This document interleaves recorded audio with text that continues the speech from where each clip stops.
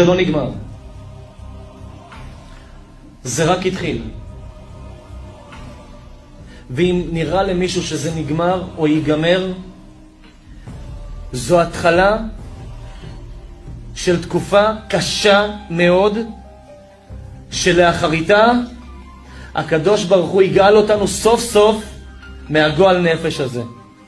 אם תהיה הפסקת אש קבועה, צריך להעיף לעזאזל את כל הממשלה הזו.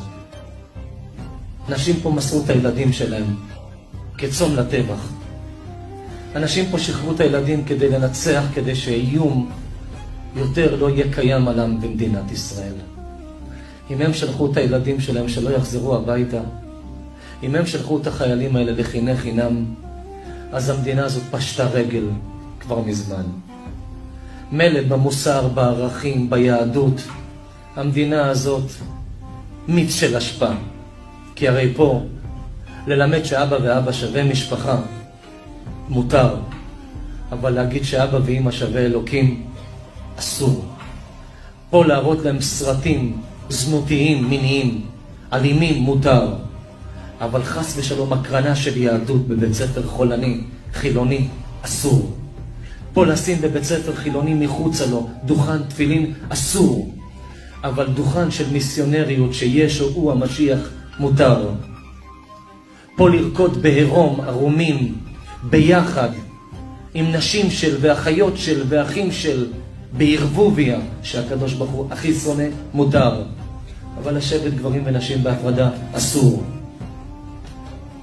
מדינה הפך היהדות זו מדינת ישראל. עכשיו יש למדינה הזו הזדמנות פז להחזיר אותנו לימים של יהדות. שתדעו לכם, אנחנו בימי יהדות גדולים מאוד. לא רצו פה תפילין, אבל בכל עזה יש הנחת תפילין.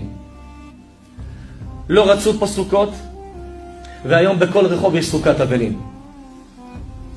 לא רצו פה הפרדה, וחמאס הפרידו את הגדר ופירקו אותה בלי בעיה.